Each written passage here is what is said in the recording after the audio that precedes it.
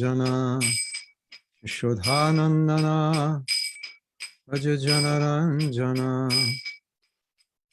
Jamuna Tira Vanachari Jamuna Tira Vanachari Radha Madhava Kunja Vihari Jai Radha Madhava Kunja Vihari Gopijana Vallabha Girivardhari Gopijana Vallabha Girivardhari Yashodanandana Brajajanaranjana Shodhanandana Brajajanaranjana Jamuna Tira Banachari Jamuna Tira Banachari Radha Madhava Kunja Vihari Jaya Radha Madhava Kunja Vihari Jaya Radha Madhava Kunja Vihari Srila Prabhupada ki jai, Gaur Bhaktivinoda ki jai. Nitai Gaur Premanandi Hari Hari. So we're going to see who comes today, because we thought we were not going to give class today. Then we were supposed to send out an announcement that we were, but I don't know if everyone got the announcement. But anyway, we will continue. Namo Vishnu Padaya Krishna Prashtaya Bhutale Srimate Bhakti Vedanta Swami Iti Namane Namaste Saraswati Deve Gauravani Pracharine Nirviste Sasanyavadi Paschachara Satarini Srila Prabhupada Ki Jai. So what we're going to do today is continue reading from the Prabhupada Tributes book. I have not actually prepared sufficiently to scour through the different offerings. So I'm going to read mine, and hopefully we can dig deep enough into it that we could have a whole class on it, which would be interesting. So that's what we're going to try. Are you ready? Manchakapaturubhyascha kripa sindhuvyeva patitanam pavanebhyo vaishnavebhyo namo namaha. Mukam karoti vachalam pangulangayate girim yakrapatamaham vande Sri Guru Dinatarinam. So we have this book, and the first Vyas Puja books in ISKCON, every devotee was able to write an offering because there weren't that many devotees. So this Vyas Puja book is a book for Prabhupada's disciples so that they can all write a personal offering, because in the main Vyas Puja book, it's only sannyasis, GBC, and temples. So someone writes for the temple, it represents all the devotees, although it may not represent the actual sentiments of all the devotees.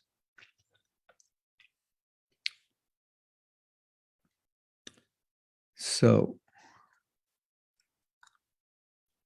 every year I get to write since this book came out, and every year you express something that's on your heart, and it doesn't mean that what you expressed in previous years was not in your heart, but obviously you look for something else to express. So this is what I expressed this year. I just have to find it, because they did not put it in alphabetical order. I think they just did it as they got the offerings, as far as I can tell.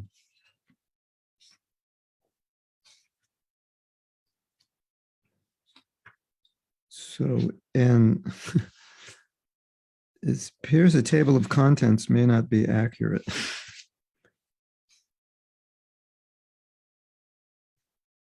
Ah, it is accurate. Okay. Hare Krishna. My dear Srila Prabhupada, please accept my most humble obeisances in the dust of your lotus feet. When Prabhupada was asked, what does this mean, the dust of the lotus feet? And Prabhupada said, it's the instructions. Because it's easy to say, I take shelter of the dust of your feet, but it actually means I take shelter of your instructions. So you can't really fake it. I mean, of course, we can fake anything, but that's what it means. And sometimes as brahmacharis, we would play, kind of wrestle to grab the other devotee's feet. So you'd have to wrestle away from the devotee who's trying to grab your feet and wrestle towards his feet. So it was kind of fun. But then one devotee pointed out that in Vedic culture, touching someone's feet means you accept them as guru. Like you're going to follow them. You're going to accept them as your teacher when you touch somebody's feet. So the feet, the dust. Does that make sense? It appears my connection is coming from Mars or something. It's not really working that well. Well, I guess the satellites are up there also. Yeah, anyway. So when we say I take shelter of your feet, it's not, it's poetic. It's, but I think we could think that could mean so many things. Then Prabhupada said it means I take shelter of your instructions. Guru Mukha Padma Vakya, Chitete Kariya Akya. What you say becomes my life, my intention. Guru Mukha, the words of the Guru, Padma, the lotus words, the words from the lotus mouth of the Guru. Guru Mukha Padma Vakya, Chitete, my consciousness, Kariya, I make it one. So my consciousness, like I am my Guru's instruction. That's what I am. I'm made out of those instructions. Arana Kariya Mane Asha. And I don't have anything else in my mind. So my mind is composed of his instructions. That's what it means to take shelter. In case you didn't know. And the next time you say, I take shelter of you, Guru Maharaj, now you know what you're saying.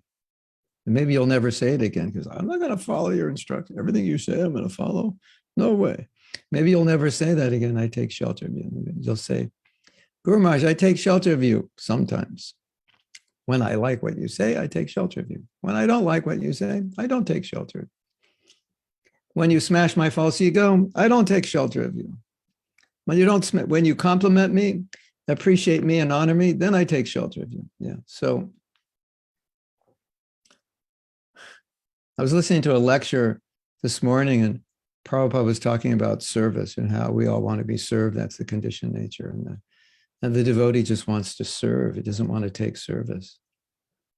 And I was thinking, yeah, but when you become a spiritual master, you have to take so much service. It's not really pleasant. You just, of course, you're serving also. And then you have to take service as your service. But the mood of the devotee is always, I'm always disciplined by the words of my Guru. And I'm always humbled by the words of my Guru, the words of Prabhupada. And sometimes the Guru, he has to say something heavy to reduce the, we talk a lot about inflammation, we eat foods that are inflammatory, and that's why we're sick and why we have aches and pains. So, Maya is an inflammatory for the ego. Our consciousness is an inflammatory for our ego. So the Guru will come and sometimes will do some operation on the ego. And it's obviously, operations are painful. Srila Bhaktisiddhanta said, actually, he has to do that sometimes. So when we say, I'm taking shelter of the Guru, It means I'll take shelter of the instructions I like, and I take shelter of the ones I don't like. I'll take shelter of the honey that he pours on me through appreciation, and I have to take shelter of the knife that cuts my false ego as well. So that's why I joke sometimes when people say, I want to take shelter. And I say, you sure? You really do? Are you sure you want to? That's like, what if the guru says something you don't like? Well, then on that day, I won't take shelter until he says something I like, and then I'll take shelter. So it's not like that. And in fact, maybe you've experienced this, but in fact, because of our material attachments, sometimes it's actually necessary to get some strong chastisement, or not necessarily chastisement, but words that just cut the ego and go right to the heart. Sometimes it's necessary because we don't always see it, or we get very attached. And you ever been attached to something and you're thinking, this is not good, but I don't know how to get detached from it. And then you read something in Prabhupada's book, it was like an atomic bomb in your heart, and it just shattered it. Or your spiritual master says something in a class, and it's like, wow, he was talking to me. I really needed to hear that. And so we appreciate that, although it didn't come in like syrupy candy, came in more like bitter neem. But as Prabhupada said, if the medicine doesn't taste good, it's usually good medicine. So sometimes if you hear something and it doesn't taste good, maybe we can use that example. Well, this must be good for me because I don't like to hear it. So I don't like to hear it, which means I probably need to hear it because I don't want to hear it, isn't it? Sometimes it's like that, right? So, so that's sometimes the duty of the guru. He has to do that. But if we're going to take shelter of his lotus feet, we'll take shelter of the syrupy instructions and the neem leaf instructions and the scalpel and the bandage or whatever, he'll give you a scalpel. Prabhupada was often give the scalpel, then he put the bandage on. And don't worry, just go on with the devotional service. Like Prabhupada was personified correction, and forget it. Okay, it's corrected. Don't worry about it. Let's move forward, We went the wrong direction. Okay, U-turn, turn around. By Gurudev, we've been driving the wrong direction for 6 hours. Don't worry about it. Now we're going the right way. You fool, you idiot, check the map next time. And okay, don't worry about it. Prabhupada was like that. Chastise them. Don't worry about it. As long as you would correct yourself, then Prabhupada was fine. It's basically his chastisement was so that we would correct ourselves. And once we corrected ourselves, it's like, okay, the chastisement was successful. We don't need to chastise anymore. It's over. Prabhupada wasn't enjoying chastising. He used to say, position of guru is thankless because you have to chastise. We should just praise devotees. We shouldn't criticize devotees, but the guru has to do that. As he said, otherwise his disciple will be spoiled. What I have found in my experience is that most devotees do not like to be chastised. Yeah. And most devotees just feel very good when they're encouraged. And so basically that's what Prabhupada did. He encouraged most of the time because he knew that we needed that. And we definitely do need encouragement. There's no question. And his chastisements were, they were actually quite rare. And usually if it was something, it would have to be pretty serious. When Prabhupada got very upset, then we knew, oh, this is serious. Sometimes we didn't know. Why is he so upset? And then later we'd find out, oh, this thing we did or said could have resulted in a huge problem in our spiritual life or in the movement itself.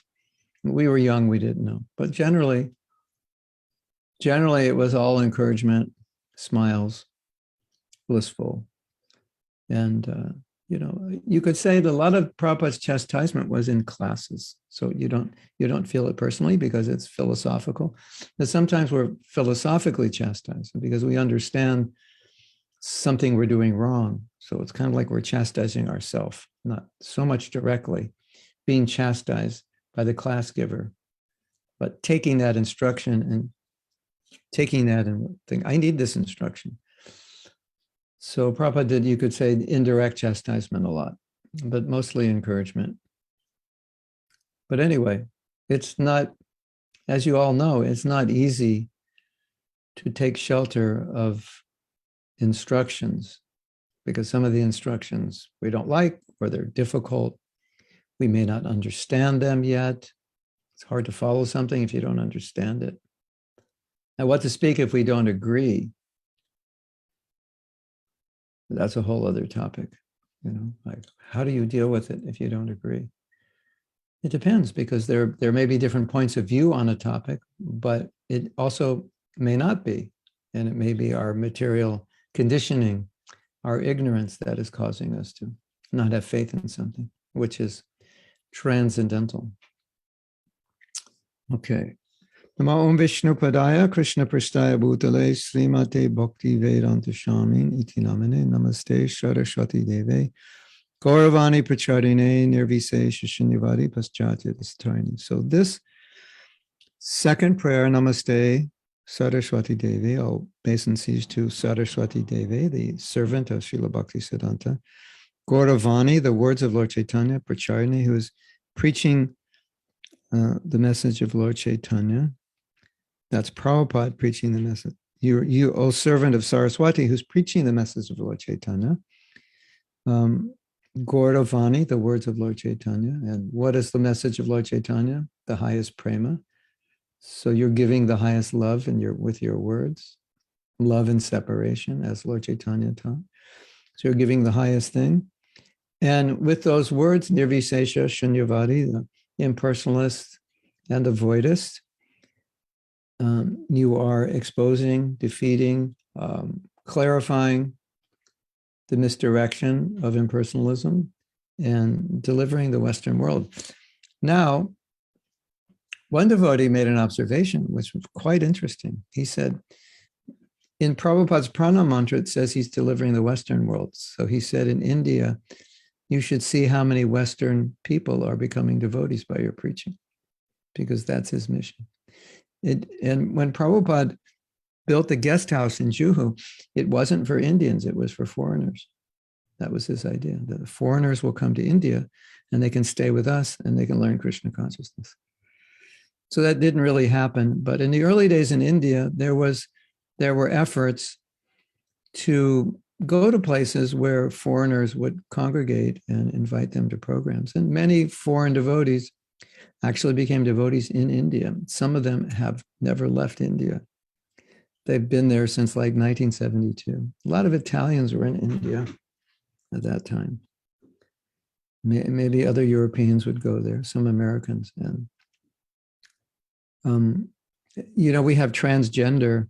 We also have transcultural, where someone is born in an American body, but actually inside they're Indian. And so when they go to India, they never leave. They go, oh, I'm finally home.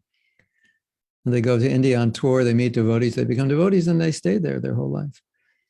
And they love India and they don't like America.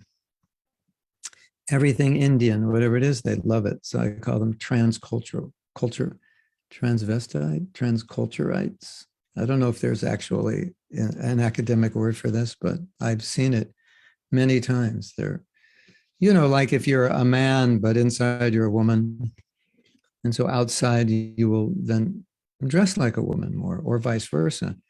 So you'll see their mannerisms, etc., are more Indian than American, even though they're born in America. Then they learn all the Indian languages and they love the Indian food and the Indian music. And they're like, American is second class, this, that, transculturites. So, but anyway, it's interesting to note that Prabhupada, I don't know if you know this, but this Pranam Mantra was, generally these Pranam Mantras are written by disciples for their gurus. They glorify their guru. You have a standard, Namo Om Vishnu Padaya, that's spoken for every guru. But then the disciples, they may want to write a Pranam Mantra, specific Pranam Mantra, that glorifies the qualities of their spiritual master, specifically.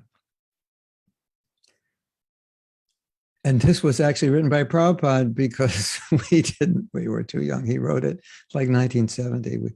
I think maybe some devotee understood that the mantra we had for Prabhupada was generic, Namo Om Vishnu Padaya, it was generic. So Prabhupada, can we write, or do you have, can we get a Pranam Mantra for you that specifically glorifies you? And he said, yes, and he wrote it. Interesting, right? But what's interesting, the fact that he wrote it, he's describing his mission in his Pranam Mantra, that you're by the order of Saraswati, Bhaktisiddhanta Saraswati, you brought the message of Gauranga to defeat impersonalism and voidism and deliver the West. So Prabhupada's whole mission is in his Pranam Mantra, which you all probably say a million times, but maybe haven't thought about it. And he's preaching the message of Lord Chaitanya, not just Bhagavad Gita, but Lord Chaitanya, which is the message of prema in the mood of Radharani and separation from Krishna. So it doesn't get any higher than that. So he's come to the West to preach the highest thing, which the Westerners could never imagine. So, and so that's Prabhupada's vision, make America Krishna conscious, the whole world will follow. And that was, we were just young. We were young, and, Prabhupada in 1966, he organized ISKCON, he incorporated it, and he called it International Society for Krishna Consciousness. It was kind of shocked the devotees because it was just like 25 devotees in one temple, which was just a storefront in the Lower East Side, which was quite a poor area at that time. I don't know now. That time, it was a very poor part of New York. So one small storefront that could hold, 40 people, maybe 45, an International Society for Krishna Consciousness. So subsequently, as the movement expanded, Prabhupada made predictions. At least he predicted that these things could happen, that the world could change dramatically. It could happen. Krishna consciousness has the power to do that. And so he was seeing that way. So here he says, Paschatya means delivering, and Desha, Paschatya Desha, Tarine means to deliver, and Paschatya Desha means Western countries.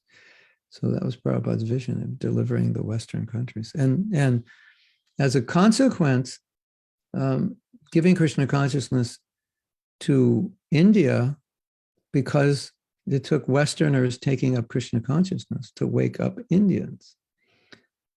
So I first went to India in 1975, and ISKCON was still very new.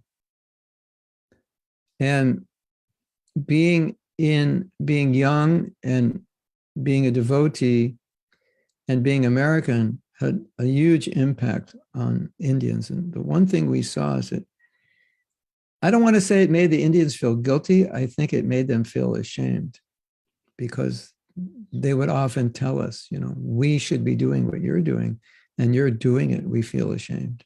They would say that. And it was exactly how Prabhupada wanted them to feel, and it worked because they became inspired. So by Prabhupada delivering the West, the byproduct is the East got delivered as a consequence. And Prabhupada was very conscious of this, and that's why in 1970, in the fall of 1970, he asked every temple to give a devotee. He wanted, I think maybe there were 50 temples, or I don't know if there were that many temples, but he wanted 50 devotees. There weren't that many temples, 50 maximum. So like if there were 50, every temple would give a devotee. He wanted to take 50 American devotees to India. And if you've read any of the history, when they went to one city, Surat, which was a very religious place, it was like the whole city basically shut down when the devotees came. India is like that. They shut down for spiritual holidays. I was in India when the Ramayan TV series was being shown. And India is very crowded and busy, but when that went on, it was just shown in the afternoon on television. And it was like a ghost town. India became a ghost town. They said they even shut down Parliament to watch it. So India is like that. I mean, I'm not exaggerating. It just the whole city shuts down to watch this. So it was kind of similar when the devotees came, the whole city shut down and people were coming up, touching their feet. The first time I went to Mayapur, we would be doing Sankirtan up we'd be doing parikrama, so we'd be doing Harinam Sankirtan going up the road. And all these elderly women would come. I was wearing saffron then. And so saffron means you're sadhu, at least. In their mind, you're sadhu. And they'd all come and touch our feet, like all the time, like all day, people trying to touch your feet. Yeah. Hare Krishna. It was so humbling to see that. But they accepted us as sadhus. And they accepted us as genuine sadhus. And of course, Prabhupada, as we discussed before, Prabhupada wanted to prove to India that Westerners can be sadhus, because that's the philosophy. And many Indians did not believe that. You have to, like in Jagannath Puri, you could be born, you could be a meat eater, you could be breaking all the 4 regulative principles, but if you're born in a Hindu family, they'll let you in the temple. That's very strange. But if you're born in a Western family, even though you're following all the principles, they won't let you in the temple. So that kind of prejudice is deeply rooted. Isn't that interesting? Well, it's sad, interesting, but sad, deeply rooted in their consciousness. So Prabhupada wanted to show that this is false, and that these are real sadhus, even though they're Americans, even though they were born outside of the culture, they've adopted it, and you should welcome them and embrace them. So that's a little bit about the Pranam Mantra. You sit in Mayapur crying as you chant on your beads. You are in the temple at the house of Nandan Acharya, begging for blessings before your maiden voyage to America. The pujari who had seen you before as a grihasta at first doesn't recognize you in saffron. He comes closer and sees your tears. Now realizing it is you, asks, why are you crying? My spiritual master has given me an order that I have no qualification to fulfill. I am simply begging for his mercy to fulfill that order. Hare Krishna. You ever feel like that? I felt like that when they made me temple president. I'd been a devotee 8 months, 20 years old. People say, what did you study in university? I said, well, I learned how to smoke pot, have illicit sex, skip class and get good grades, play guitar, and hang out and have fun with my friends. Basically, that's what I learned how to do. I mean, when I say that, I'm serious. It's not even a joke. Look back, what did I learn? These are all the things I learned to do, or I was already doing all of them anyway before I came. I learned how to do them better in college. So these are the people that Prabhupada was going to deliver. And so I become a devotee, and then 8 months later, they make me a temple president. So I was also feeling like this. I've just been given an impossible task. It was actually what I don't think I quoted this. Maybe I quoted it properly, maybe not. But I remember something like Prabhupada saying, an impossible order that I have no qualification to fulfill. So I felt that way also.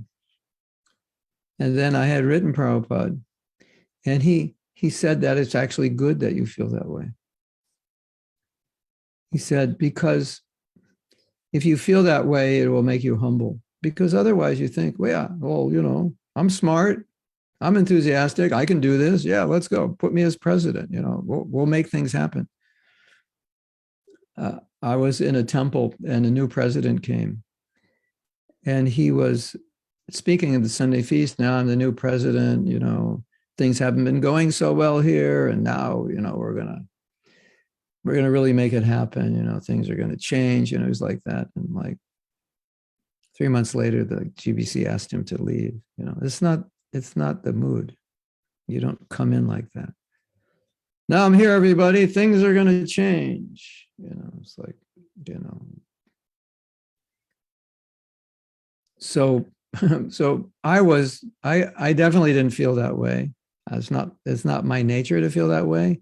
And the job description and what was ahead of me also just reinforced that. So Prabhupada said it was good. It's good you feel that way. And he said, actually, if you feel that way, then you can pray to Krishna. Then you will pray to Krishna, or you should pray to Krishna to help you.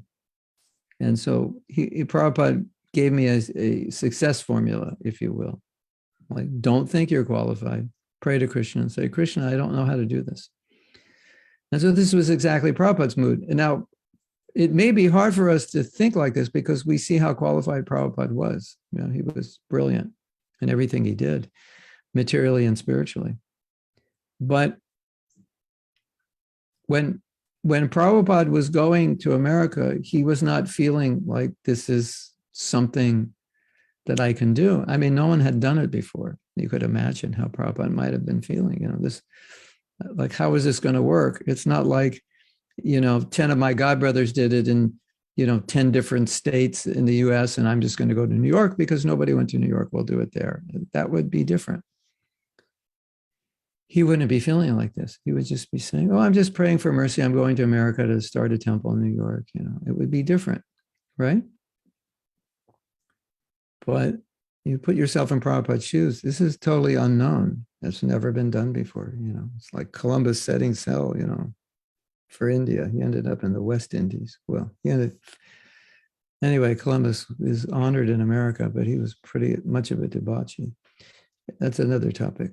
But something like that, you know, setting sail for, you know, the new world type of thing. So this is a lesson for us. If you ever have service, well, even if you have service that you think you can do well, don't think like that. Think that for me to do this well, Krishna will have to empower me. And that's what Prabhupada told me. and then Prabhupada said, you should think on your own power, it will fail. But by Krishna's power, it will be successful. That's how you should think. He said it because then we understand. I didn't understand at that time, but I understand now. It's clear that Prabhupada was saying, this is humility. And with this humility, you become empowered. Because, you know, when you're helpless, then Krishna says, okay, I can come and help you. Because you want that help. You need that help. You're asking for it. But if I think, I could do this myself, I'm smart, I'm enthusiastic, I'm determined, I have all the qualities, you know, I have all the qualities of a leader, you can check all the boxes. Then Krishna will say, okay, I'll go somewhere else. You don't need me. And then you can make a fool of yourself. And Krishna lets us make fools of ourselves because we learn that way. But even if you think you have qualification, it's always good to feel that you don't. And that's how Prabhupada felt. And that's the example he set for us. I have no qualification. And then Krishna comes and gives the qualification. And then the other half of the equation is that when you're successful, if you've entered in that right consciousness, then when you're successful, you'll never think, oh, I'm so great, look what I did. You'll always think, Krishna's so great, look what he did for me. But then you'll understand that if you're in that humble mood, then he'll work through you. So that's the real success formula. We have, you know, there's lots of stories like that when devotees were trying to do something and they hit wit's end. It wasn't working. And it just, like Draupadi threw their hands up in the air, Krishna, help, I can't do this. And then it would happen. So if you ever have service or have an idea to do something and it seems too difficult, too big, just always remember that if you put your hands in Krishna's hands, you put your hands in Krishna's lap. I don't know. What am I trying to say? Anyway, you understand. You put your trust in Krishna, then that big plan could happen by his grace. If that's what you want and you pray for it and you work for it and keep working for it. I've seen I've seen sometimes we establish a temple and it goes like in the beginning, it's like really slow and not a lot is happening. But if you stay there over time, Krishna sends different people. Oh, this person is good at this. Well, we needed somebody like that. This person is good at this. Oh, we needed somebody like that. I'm not good at that. I needed help with that. So he sends people and gradually they help. I had that experience myself. In that temple that I took over, the original, there's only 3 devotees there. The original devotees all left. They were really hard. They were really hard to deal with. They were heavy, heavy personalities. For one reason or another, they left. And Krishna sent sweet, sweet devotees, like sweetest devotees. So we filled up with a temple filled up with so many nice devotees. And they did so many things. And when you're in charge of a project, you get credit, but it's actually the other people that are doing most of it. So that's just the way it works. So if you ever have service or you have an idea that is maybe outside your comfort zone or outside what you think is your ability, it's not always that Krishna will give you the intelligence to do it. Sometimes he'll send the people who have the experience. Like I don't recommend, being a teacher if you've never done it and practicing on the kids. Well, I'll just do it and I'll get better. Yeah, and all the kids will end up like psychologically damaged for life because you're yelling and screaming at them. So it's not like that, well, Mahatma Prabhu said, just depend on Krishna and he'll do everything. And, a whole generation of kids with trauma, because if you were, ballistic at every moment. So it's not like that. But if you have the idea, we need a school, and you're praying, Krishna, please send teachers like that, this and that, then often that's what happens. Someone just shows up at your temple. What do you do? Oh, I'm a teacher. Oh, okay. That happens all the time. You know the story when Prabhupada had his manuscript, he had his dictations of Bhagavad Gita. His original Bhagavad Gita was lost. He had to do it again. I guess Krishna desired he do it again, maybe more appropriate for the Western audience. Anyway, he dictated it. One of his disciples saw a dictating machine. I guess it was a new thing then. And he thought, well, Prabhupada could translate more quickly if he had a dictating machine rather than having to type, because Prabhupada typed, what do they call that? Chicken, what's the name of that? Not henpeck. That's the name, another name for a husband. Pecking, I don't know. Chicken pecking, whatever they call it. Yeah, so that's how Prabhupada typed. So he got a dictaphone so Prabhupada could dictate his purports. But nobody really typed that well or had time to type. And then a boy showed up and he was on some program. I forget what it was. Maybe it was for university where you do volunteer work for the summer. And so he just knocked on the door and said, I'd like to do volunteer work. I'm part of this program. And they said, well, what do you do? What can you do? He said, well, I can type like 4,000 words a second, So like that, Krishna, sometimes the empowerment may be that he sends people, not necessarily empowers you to type 4,000 words a second, but he sends somebody. So that faith is there. So that's what Prabhupada was telling me. Like, don't think you're qualified. Pray to Krishna to give qualification, because that's what Krishna likes. And when you're in that state, that's who Krishna helps. Krishna helps the humble. We see how Krishna helped Draupadi more than Kunti. And so sometimes devotees say, well, Kunti was put in difficulty, but why Krishna was more on Draupadi's side? And the answer was, well, Kunti had her husbands to protect her, but now Draupadi's husbands could not protect her in that situation. So Krishna came. So the idea was the more one needs Krishna's protection, the more he gives it. So if you think, I don't need his protection, I'm fine. I'm smart. I got all A's in college, I can do this, no problem. Start rolling up your sleeves, getting to work. Yeah, like I said, then Krishna says, okay, that's one less thing I have to do is help you. I'll go help the humble devotee. So that's the idea. We approach Krishna in humility, that I'm not qualified. Even if you are, you still approach Krishna, that I need your blessing. Okay, let's say you're materially qualified, but you need spiritual qualification also, right? Oh, I can type 4,000 words a second. I don't need to pray to Krishna to type faster. It's not humanly possible. I could do it faster. But I need to pray to Krishna to be in the right mood.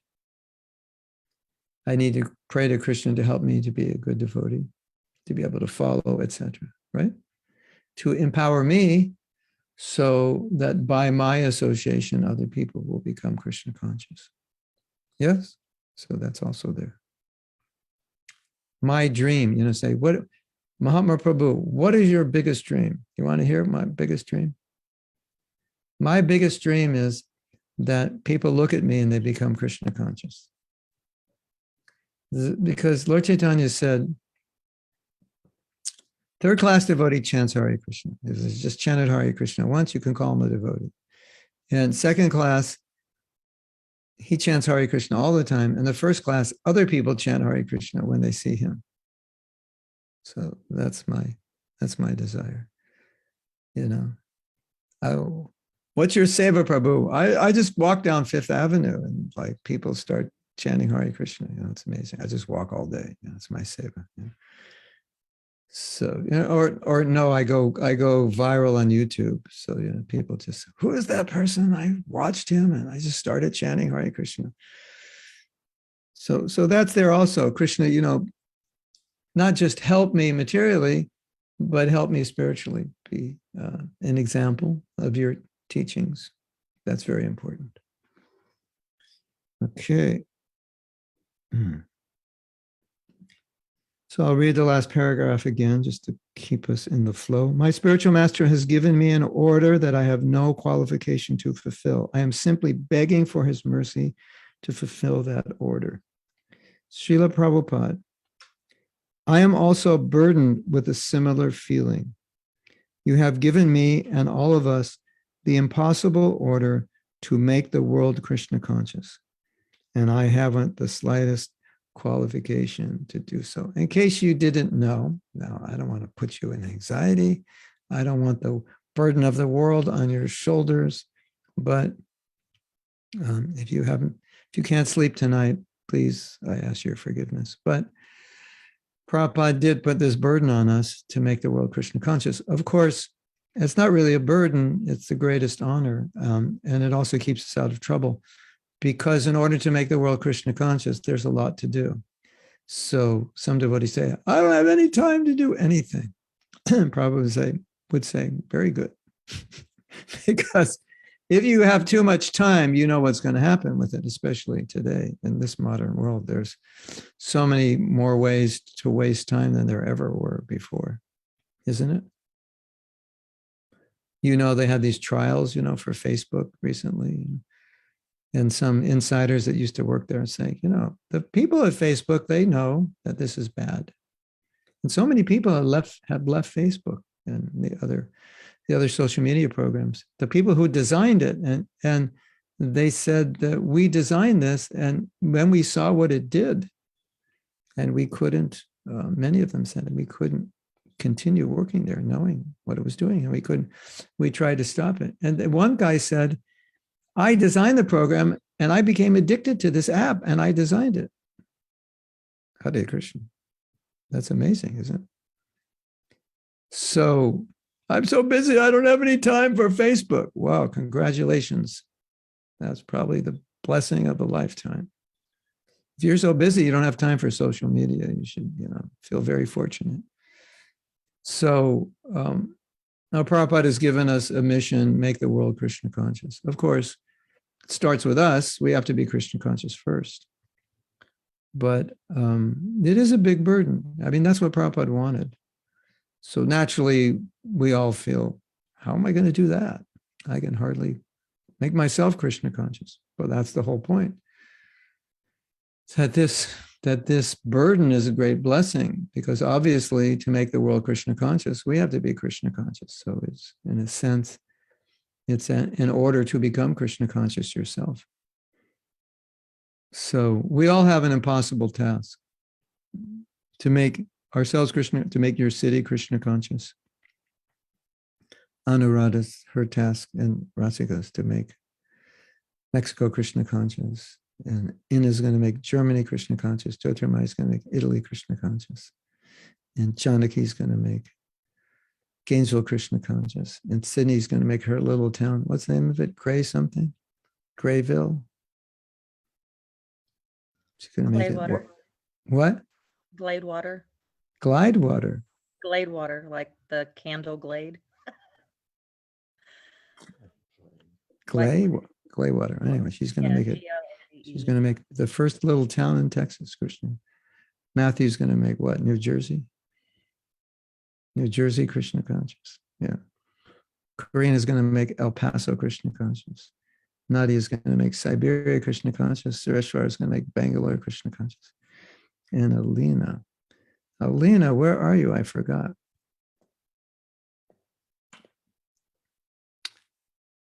Lena's going to make a city in, okay, she's going to make Moscow Krishna conscious. I didn't know you're in Moscow. I knew you were in Russia. She's going to make Moscow Krishna conscious. Wow. So, okay. Did I put you all in anxiety now? Oh, and Tanya, she's going to make Croatia, right? Make Croatia Krishna conscious. That's easy. They're like almost that whole part of the world. They're almost, you just say chant Hare Krishna. Like, okay, isn't it? A little bit like that, especially Slovenia, Slovakia. Yeah. So, ladies and gentlemen, now you have your marching orders. Get to work. You've got a lot of work ahead of you. And so, one beautiful thing when you have these kinds of orders is the first thought is like, oh, I better get serious about my Krishna consciousness if I'm going to make other people Krishna conscious. That's naturally the first thing you'll think. So Prabhupada gave us a blessing, didn't he? Gave us this huge burden, but it's a blessing. You know? Make your country Krishna conscious. So Karina's going to make El Paso Krishna conscious, and she's going to call me tomorrow and said, job over. I did it today. It was amazing. We have now started 100,000 temples. One temple for every 1,000 people, right?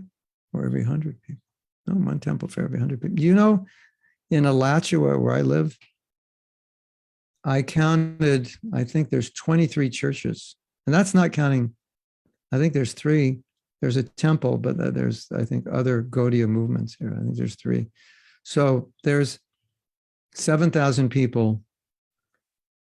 And let's say there's like 25 religious institutions, right? So that's like 200, for every 250 people, there's a religious institution. Wow. Well, Karina, you're going to have to open a lot of temples in El Paso if you're going to have one temple for every 200, let's say about 275 people. Better get to work right now. So, but, you know, we all feel like Prabhupada has blessed us with this seva, you know, save your country. Prabhupada used to say, if you have affection for your countrymen, save them. Save, you know, he played on that nationalism. If you have affection for your country, like when 9/11 happened in America. Those of you who are not in America don't know this, but when 9/11 happened, it was a big unifying factor in America. The Americans really felt American as one American, wasn't it, Sydney? Right? Even the people that hated one another, they stopped hating. We're all Americans. You know? So Prabhupada used to play on that nationalistic spirit.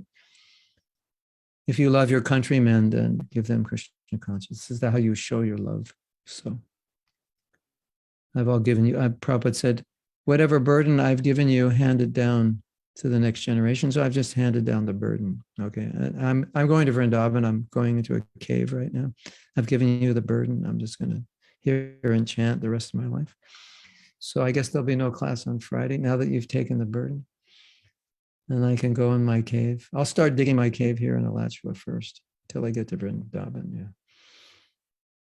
Prabhupada wanted to do that. He actually wanted to retire, but he couldn't.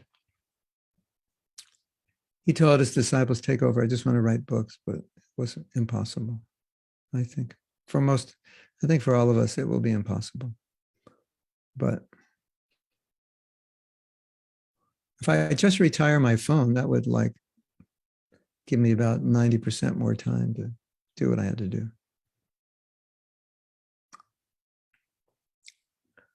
So, okay, we'll read a little more. I wish I had special powers to turn people into pure devotees of Krishna in the same way you did. I long for deep intelligence like yours so that I can understand how to bring the masses to Krishna's feet. If I were only empowered to do something significant for your Guru Maharaj. The world is suffering and you have huge plans for saving it. Yet, unfortunately, when you look at me, you can see that I have huge disqualifications to help you realize these plans. So this is the, one sense I could say this is the mood, but I want to clarify what I mean by that. This is how, not only how a devotee should feel. Of course, we can say that, well, we should feel this way, but more correctly, this is how a devotee feels. And no matter how qualified the devotee is, he always feels this way because he understands that the qualification to spread Krishna consciousness will come from higher up, not from his material ability. Now that's why Krishnadas Kaviraj says, Krishna Shakti Vina Nahi Tai Pravartana. Krishna Shakti Vina Nahi Tara Pravartana. That without Krishna Shakti, you can't spread Krishna consciousness. In other words, you could have material Shakti, material power. So Krishnadas Kaviraj didn't say, without material and spiritual Shakti, you can't spread Krishna consciousness. He said, without spiritual Shakti. So this is an important point. We have abilities, we have intelligence, we have resources. We should use them all in Krishna consciousness. But that in and of itself is not sufficient because it has to be based in spiritual power, which means that we are living a pure life and we are advancing in Krishna consciousness. And that's where the empowerment comes. So we're trying to spread a spiritual movement, and material ability alone, although it's necessary, is insufficient to spread a spiritual movement. There has to be spiritual power. So no matter how materially qualified we are, we always feel like we lack spiritual power and we need more of it, so that someday when people meet us, they'll look at us and say, oh my God, you're shining. You're so happy. What's going on? And then you give them the Maha Mantra and say, you also will feel this way when you chant. So they become interested, and they feel it. They not only feel it, they experience a change in heart in our presence. At least that's what I'm praying for. How much I want to understand your heart, your mood, your deepest desires. How much I want to know your vision for the future, your insights for establishing Varnashram. How much I long for the intelligence to reconcile the many controversies and paradoxes we face. But despite my disqualification, you still ask me to be a leader. This lack of qualification is painful to bear because you deserve better, and so does the world. So I think this is a powerful meditation. I mean, there's two parts of this meditation. Praying to Prabhupada to help me understand your heart, your desire, and to have the intelligence to execute it. And the second part,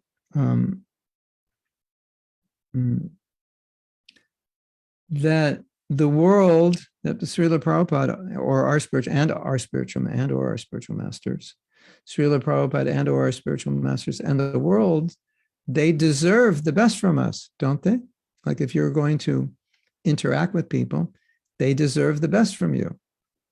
So if you're a slouch, quote unquote, you know what a slouch is?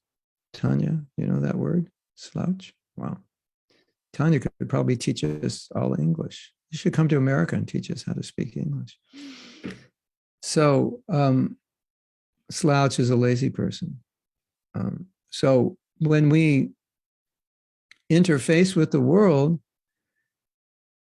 we have to offer people the best version of ourselves because that will be the best for them. So people deserve from us our best efforts, right? And Prabhupada deserves from us our best efforts. So sometimes we may feel like, well, this is hard and I'm not that Krishna conscious, and or we may not be as enthusiastic or as determined or as knowledgeable as we could be or should be. And so, sometimes we just think, well, I don't feel like it. But better we think, it's not just about me, it's about the people that I will be sharing Krishna consciousness with. So sometimes we don't even care ourselves, isn't it? You ever eat food that's really unhealthy and you say, I don't care. I'm not going to deprive myself. I don't care. I know it's not good for me. I don't care. That kind of mentality. I know my rounds are bad, but I don't care. I'm just trying, kind of like write ourselves off like we're not important. So that mentality is there to one degree or another. We all have it. And of course, I'm always talking about getting rid of that mentality. But in the context of what we're talking about now is like, okay, you might have that mentality, but you have to show up for other people, and it's not fair to them. If you don't care about yourself, that's one thing, but at least care about other people. And if you're going to care about other people, you have to care about yourself because you have to be fit for them, right? You're a policeman, you have to protect people, you better be qualified, in shape, and ready to do it. You have to know how to do it. You're going to protect the country, you're a military man, you have to be qualified. So in the same way, Prabhupada deserves from us the best we can give him. The world deserves from us the best we can give them, isn't it? So the world deserves the best version of yourself that you can manifest, right? Does that make sense? Because the world will benefit from it. I sometimes think that if I have to come back, let me be blessed with 100 times more purity, 100 times more sense control, 100 times more compassion, and 100 times more intelligence. Yeah. What time is it? 10:30. Okay. I guess if I had 100 times more intelligence, I would be considered the most intelligent person that ever lived, right? Well, that would be good. At least 100 times spiritual intelligence. Material intelligence, that would also help. But such wishful thinking is useless. So I ask you, Srila Prabhupada, can you bless me now with 100 times more purity, sense control, compassion, and intelligence? I really want to be an instrument in taking your movement to the next level. But without your blessings, I can't do much. Would you consider making me a puppet? I am willing. I'm at your feet, a beggar, crying to help execute the impossible task you have given me. Hare Krishna. Srila Prabhupada ki jai. And so sometimes I look at my life and I could think somebody, an outsider, even a devotee, may also think, well, you're sacrificing so much. Why? And I was thinking the other day, because, the simple answer is because this is what Prabhupada trained us for. This is what he wants. This is, with it's kind of like you're trained to do something and you can do it really well. And then when you're asked to do it, you say, no, I don't want to do it. That's selfish, right? Isn't it? So I think, well, I've done this now almost 52 years. So there's a lot of training to say, I'll just stay at home and, play video games.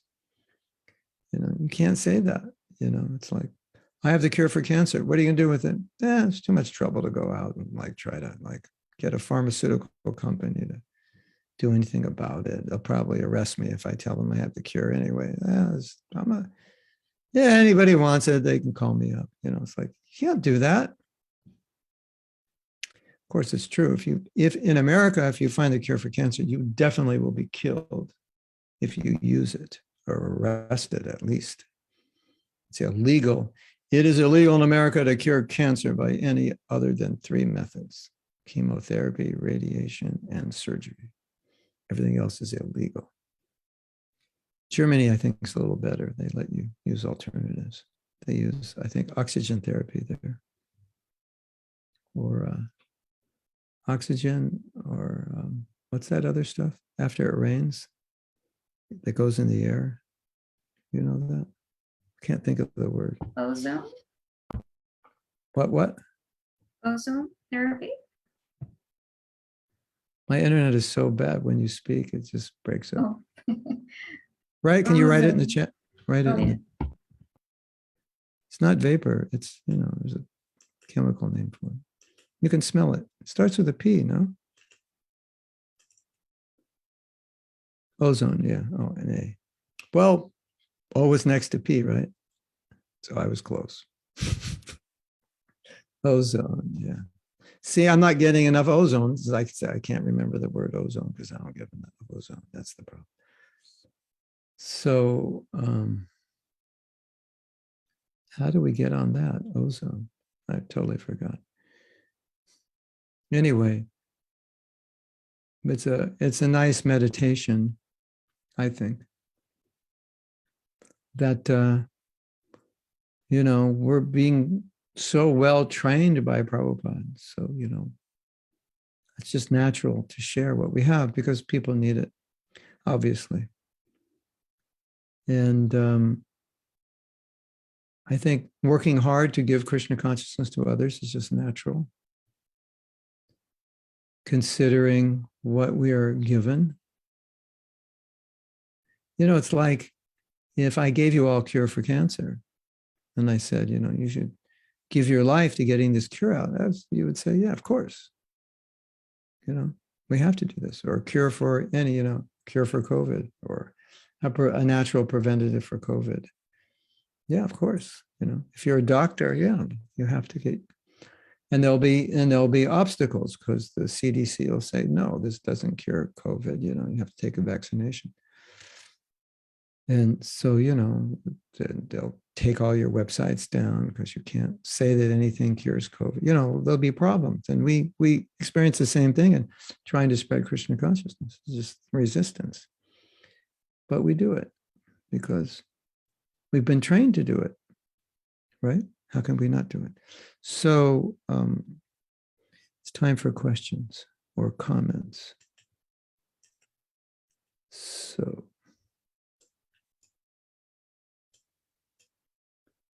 I don't know if there are any questions or comments, but we'll see. So truth hurts, yeah. Spanish, we say, the truth hurts.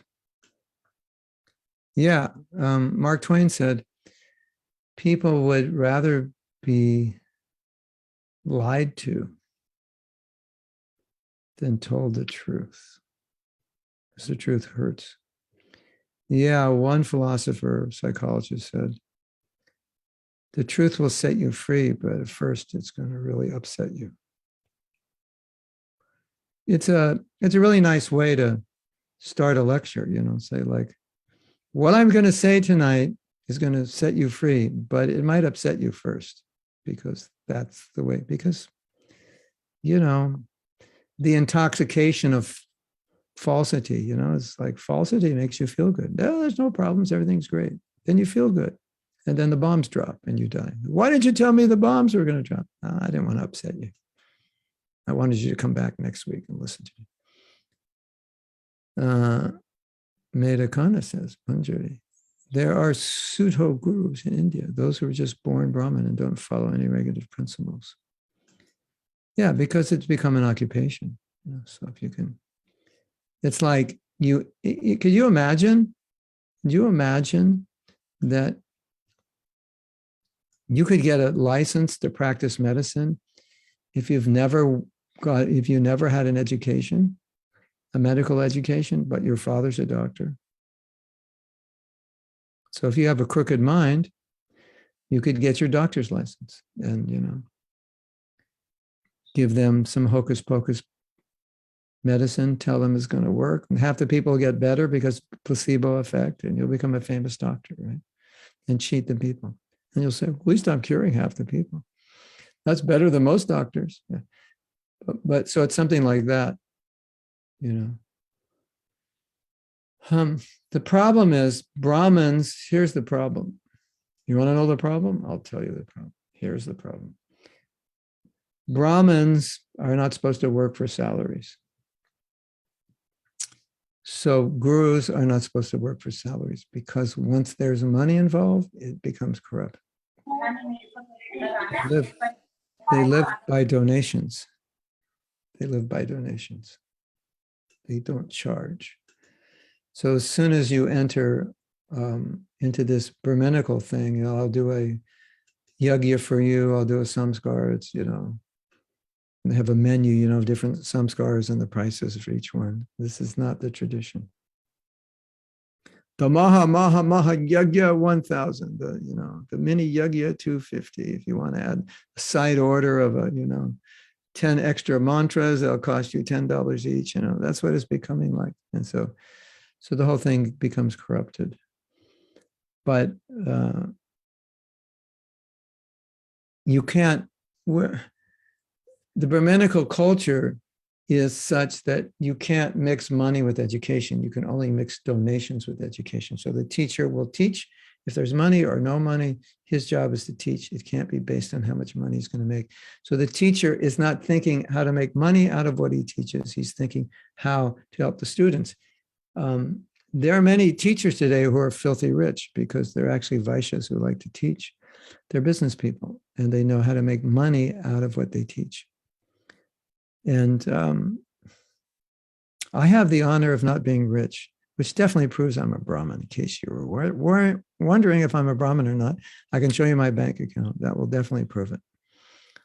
So unless that money comes, I might be rich someday, but unless that money comes through donations, I'm bogus. It has to, of course, you say, you wrote a book. What if you sell 1 million books? Yeah, okay, we're in a different culture. But I didn't write the book to become rich. I wrote the book to help people. So if I sell 1 million books, then I'll have $1 million. That's true. But it's not what I wrote. It's not the reason I wrote the book. And if I say, but you're going crazy marketing the book. Yeah, because I want people to read it, not because I want to be a millionaire. Oh, Krishna was more on Uttara's side. Yeah, also. Uttara had a Brahmastra coming at her womb. Say, Krishna, Krishna, help me.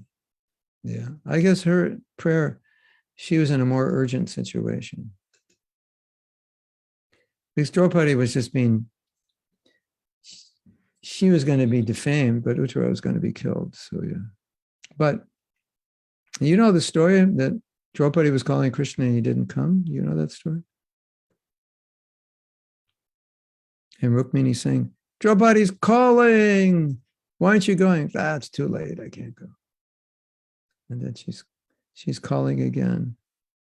Krishna, Draupadi's like, go. Nah, it's too late. No, it's already too late. And then she calls again, but now she's crying. And Krishna goes, and he goes, now I can travel on the chariot of her tears. So this is, it's this nice story because sometimes we pray and we say, well, I'm praying, but Krishna's not fulfilling that prayer. And we say, but where are your tears? You have to have some tears. Then Krishna can travel on the chariot of your tears and fulfill your prayer. So,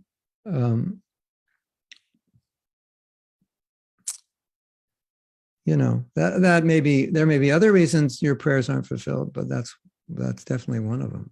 Krishna's like, yeah, you say that, but you know that joke?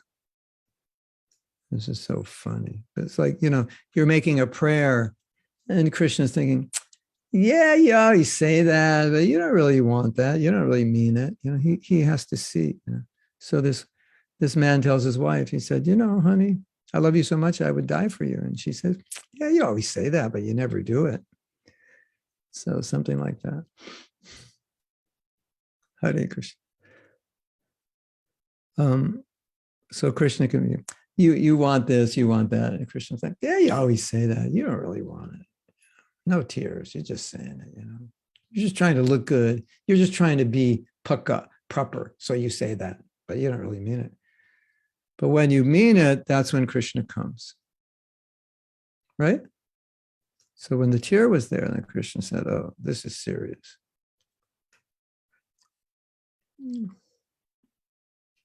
Yeah. I consider Jyotirmaya, I think Greece could be a lost cause. So I gave you Italy out of my infinite mercy to you. But if you want Greece, I can reassign you to Greece. You want Greece? Just let me know. Corina is from El Paso, and El Paso has a temple. We were just there at Rath Yatra, and I met Corina, and she's coming to class. The diversity here is so wonderful. May Krishna empower us in our tasks. All right, so Karina's getting to work. She's rolling up her sleeves. By tomorrow night, the whole city will be Krishna conscious, be vibrating. Yeah, it's a nice city. It's only 1 million people. You make a big splash in that city, everybody will know. Isn't it? Sense of urgency felt, actually feel as if we are running out of time. We're all going on now. Yeah. I mean, we need to be Krishna conscious to help others. And the sooner we become Krishna conscious, the more we can help others, right? I remember so many times when I was studying Prabhupada's books, I was inspired to study them in order to explain to people Krishna consciousness better. And especially when I was, there were times in my life where I would travel and we would go to different college campuses. Basically the whole day we were on campus from like 10 o'clock to like 6 or 7. As long as there were students around, we would stay there and we'd meet people. And it always inspired me to read because people would ask questions and sometimes I wasn't satisfied with how I answered them. I think I have to go study more. And I would study with these questions in mind. So it was a real impetus to go more deeply into Prabhupada's books, impetus to read in the first place and then go more deeply. Wow. So they have a new temple in Bangalore and the deity's name is Gaurango, Bangalore Ishwar. Not Gauranga, Gaurango, that's Bengali. Gaurango, Bangalore Ishwar. Wow. So what does that mean? There's only, but what about all the other deities? Radha Krishna like that. So Gauranga is going to be in the center. You're getting like big deities. Is that it? Gaurangi. Oh, Gaurangi, Bangalore. Okay, that's Radha Krishna. Gaurangi, Bangalore, Ishwar. Like Prabhupada had Paris Ishwar. Ishwar means control. But Prabhupada called Radha Paris Ishwar, the controller of Paris. And Prabhupada said there are many beautiful girls in Paris and Krishna has come to get beautiful girls. Paris Ishwar. So are there beautiful girls in Bangalore? Bangalore Ishwar? No, but there's a lot of, no, he's come to get everyone in Bangalore's money because it's the Silicon Valley of India. Karina says, deep gratitude for the urgency to spread Krishna consciousness, the necessity of seeking empowerment and presenting ourselves in the best way. If we really care for others, seeing in this way really clarifies how potent the Dharma we have encountered really is. Yeah, right from the beginning, Karina, when I was a devotee, actually before I even moved in the temple officially and declared myself an official devotee, I was a devotee, but I wasn't chanting 16 rounds then. Sometimes following all the regular principles, sometimes I missed, hippies, intoxication is kind of like a habit, So I wasn't perfect in that until I moved in the temple.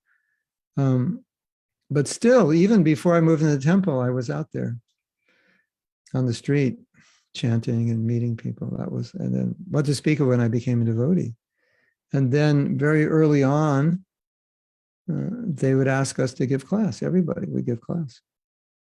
You've been in the temple a few months. Okay, give Bhagavad Gita class. So we were definitely in that mood that, this is, you could say, part of our sadhana is to share Krishna consciousness. And often we look at sharing as beneficial for the people we're sharing. But you may remember that when Srila Bhaktisiddhanta Saraswati Thakur asked Prabhupada to preach in English, the first thing he said was, "It'll be good for you." The second thing he said is, "It will be good for them." Isn't that interesting? It will be good for you, and it will be good for them as well. You would think it would be the other way around, wouldn't you? Oh, it'll be good for them, and it'll also be good for you. But Srila Bhaktisiddhanta said, "It'll be good for you, and it'll also be good for them." I mean, that's how I remember he said it, unless the translator, got it backwards, which could be possible because we would have to see the original Bengali and we'd have to know enough Bengali to know. Sometimes in different languages, the way the order of the words come is not the way you say it. But anyway, at least we can say it's good for both of us. And many devotees feel that giving Krishna to others is actually really the best thing we can do for ourselves. But so the mood of my prayer is similar to Prabhupada's mood in that I feel the burden of a job that's impossible and the prayer to empower me. So I think that's it, huh? We still have 12 minutes. Any other questions? Comments?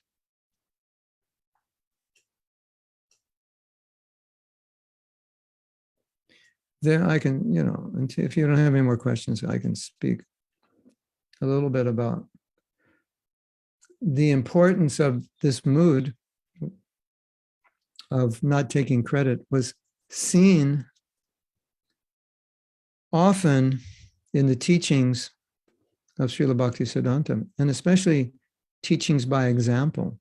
He often taught by example. There's a story. I've told this story before, but some of you may not have heard this story. In Gaudiya Math, one of the ways they supported themselves, even still to this day they do this, is that the brahmacharis will go house to house and they will beg for food items, grains, dal, vegetables like that, so, to feed the brahmacharis. And they'll also will get donations, financial donations, but as I understand, they would go out. It's the service of a brahmachari to be humble, beg for your spiritual master. That keeps you humble. So they would go out and beg for something. And one day, one of the brahmacharis or sannyasis came back and he was bragging about how much he had collected. I got, 100 pounds of this, 100 pounds of that, kind of like I'm the man type bragging. Nobody, no one's done what I've done. And Srila Bhaktisiddhanta was very, very concerned about his disciples becoming proud, because pride can destroy one's bhakti. It's like, oh, there's poison here in the ashram. These devotees are becoming proud. We have to curb this pride. So he taught this devotee and everyone in the ashram a lesson. And the way he taught them a lesson, he said, next week or this week, from now on for a week, we will stay back in the temple and just hear and chant and do service in the temple. And so everyone's thinking, how will the temple be maintained? I'm a big collector. I collect so much. Without me, the temple can't go on. And Bhaktisiddhanta said, I will maintain the temple. So what he did was he went out and he made arrangements from different grain sellers, fruit and vegetable sellers, etc., that they would donate. And so every day, while the devotees were doing their seva and their bhajan in the temple, the fruits, the vegetables, the grains, the beans, it was all coming, just being delivered in the temple. And the devotees were looking at that. And he said, they very clearly got the message that they were not maintaining the temple, that they were not the doers, that it was actually all happening by the mercy of their guru. And he didn't want to tell them that. He wanted to show them that, because sometimes you need to be shown something to learn it, isn't it? So that was a great lesson, like kind of a slap in the face that you're actually not maintaining the temple, even though you think you are, because without your going out, everything was coming in. It had nothing to do with you. Krishna just let you do that. He gave you the opportunity to do that. So that's how we should see it, right? Krishna's giving you the opportunity to do this service, but if I don't do it, someone else will do it, right?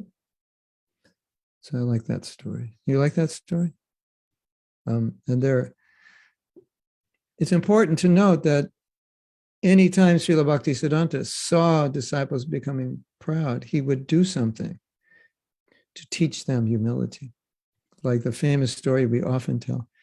When someone came to complain to him, he said, well, before you tell me what he did wrong, tell me something good about him. And sometimes it's hard when you're upset about what someone did. It's hard to say something good about them. It's kind of antithetical, He stole my shoes, that rascal. Say something good about him. I can't say anything good about him. I want my shoes back. Just say something good about him. Oh, he's a good thief. No, say something good about him. It's really hard, isn't it? Yes? So he would do that. And after they would say something good, he would say, okay, you can leave now. But Guru Maharaj, I didn't get to tell you about what he did wrong. No, meeting is finished. So he was really intent on teaching this principle, that, we all have we all carry magnifying glasses, but what are you magnifying, the fault or the good quality? So he said, use your magnifying glass to magnify the good quality of other and put the magnifying glass against yourself. If you want to see a fault, you can magnify that and you can work on that, but not in the other person. So he taught that. There are so many stories in which he taught that. So it's very instructive, isn't it? It's like fault finding, criticism. As we often say, sometimes you have to point out faults. You have to, because they need to be rectified. But we're talking about the general tendency to meditate on the faults of others to an extreme. This is very, very toxic, and it's antithetical to bhakti. And humility, you could say bhakti is humility, and that's why he was he was always so focused on teaching humility, because that's bhakti, and pride is antithetical to bhakti. So he was always trying to cut down everyone's pride, because if you're proud and trying to get bhakti, it doesn't work, right? It's just like, it's like drinking poison and trying to get healthy. So, Anuradha, is this your question or from Facebook? Mine. Okay. So I see when I do a service, the proper consciousness would be, it is for my benefit or others' benefit. Yeah, it's for both. But I think a lot of times we think it's just for others' benefit. And in the equation, usually we'll find it, although my motive may not always be I'm doing this for my benefit, the consequence is that usually we benefit more than others. So, but many devotees, when they do some service, preaching service, book distribution, they'll say, you're always going out so much. And they'll say, yeah, I need to for myself. So they'll sometimes see it like, I need to share Krishna consciousness because it helps me. And I know I should share it for the benefit of others, but I'm also motivated because I know how much it helps me. So they both go together. So I was just trying to make the point that don't just think it's just for others' benefit. It's equally for ours, if not more. Humble as a blade of grass, tolerant as a tree. Good luck, everyone, on that one. Got your whole life to get there. Start now. Start soon. It's a long path. You can't waste time being proud. It's a long way to becoming a blade of grass. You got to start early. What if a temple has chronic financial problems and a lack of devotees for all the services? No, sounds like a typical temple. And the devotees who are currently serving are inspired and make a lot of effort. How should we understand that situation and rectify it? Well,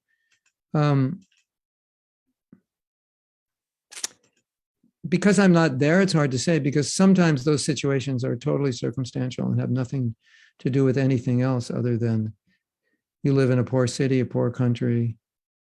So it could be, external. And in that situation, we just have to think, okay, well, this is what Krishna is sending us right now. And what I would personally do, of course, would be analyze, like, what's going on? Why is this? What can we do? How can we change things? How can we inspire our congregation to help financially and in service? Why aren't they coming forward? Are we doing anything wrong? Naturally, what's a strategy for more people to come? Can we teach courses which people would be willing to pay for? Would people be willing to do service if we asked them personally?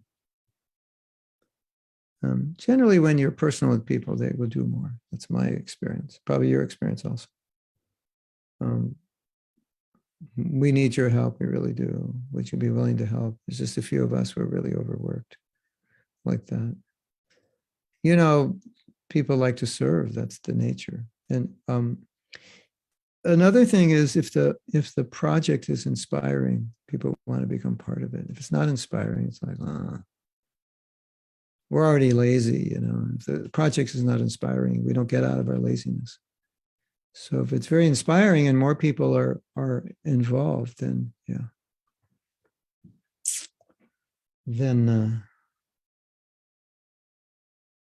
everybody wants to be part of something exciting, isn't it? Yes. Okay, so we'll end class here, and then we will begin